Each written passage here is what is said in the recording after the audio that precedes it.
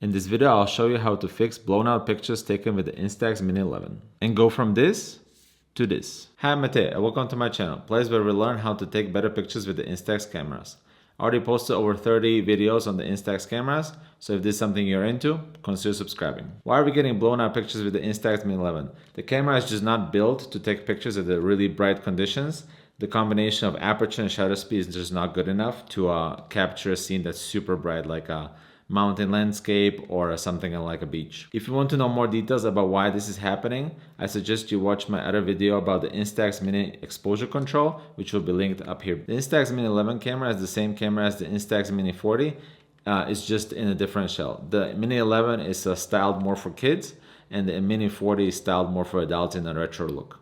But inside is the same camera, so any tips that I talk about the Instax Mini 11 in this video also apply to the Instax Mini 40. Since the camera can't handle too much light, we gotta help it out and we have to cut the amount of light that gets through the lens. So one way to do this is to use sunglasses like this and just put them over the lens and then take a picture. The other way to do this is to use a neutral variable density filter like this one, where you can dial the amount of light that gets through this filter.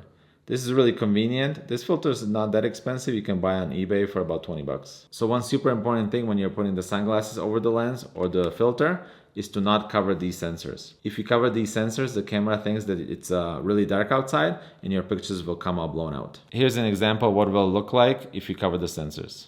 So let me show you some examples, first with the sunglasses and then with the ND filter. Here's a picture of some mountains in my town. You can see that the mountain tops are clearly blown out, and it's really hard to see any details in there. Here on the screen, I'll show you some examples of what it looked like when I took pictures just with the iPhone. You can see that the peaks have a lot of details, so the iPhone is a lot better at taking pictures of really bright scenes. One way to figure out if the Instax pictures will be blown out is to use your iPhone with the light meter app. So here on the screen, I'll show you what it looked like when I measured the scene with the iPhone app. And I can see that the exposure reading was about 1/1600 of a second at f13 with the ISO of 800. This is too bright for the Instax cameras, and it would be good to bring down the exposure by about 1 to 2 stops. So what is one stop of light? When you cut the amount of light by one stop, you decrease the intensity by 50%. So if you have 2 stops, you do 50% and 50% again. So 2 stops of light is 25% of the original value. Unfortunately, these sunglasses bring down the exposure by 3 stops, which I find is a little bit too much for the Instax camera. And the pictures just turn a little bit too dark. So on the top, we have a picture straight out of the Instax Mini 11 camera. And on the bottom is when we use the sunglasses over the lens.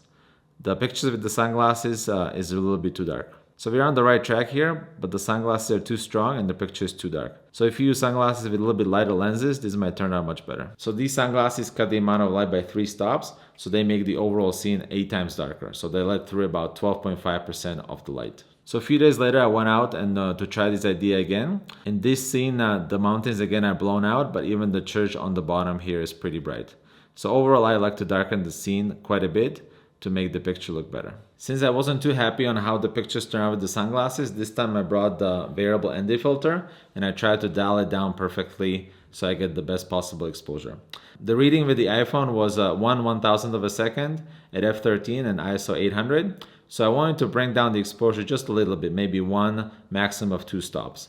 I found that 3 stops from the sunglasses is a little bit too much. So I used the ND filter and dialed it only to 2 stops. That was the lightest I could do with this ND filter, but I think it turned out okay. On the top here, we have a picture straight out of the Instax Mini 11 camera.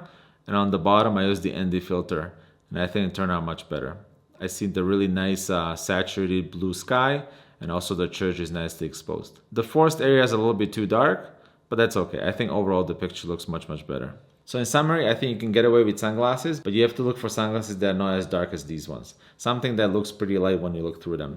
If you want to measure how dark the sunglasses are, you can use a light meter app on your iPhone. But overall, I think if you take pictures a lot on the beach or in the mountains, it's better to get a ND filter like this one. I like the variable kind because you can dial in the effect exactly how strong you want it. But if you don't want to get the variable ND filter, you can get a normal ND filter. Just get something that's not too dark. So I would suggest either 1 stop or 2 stops. So the 1 stop is ND2 and the 2 stop one is the ND4. I hope this was helpful. If you try it out, please let me know in the comments how it worked out for you. Let me know if you use sunglasses or the ND filter and what you found. Subscribe, hit the like button, and have fun taking some pictures.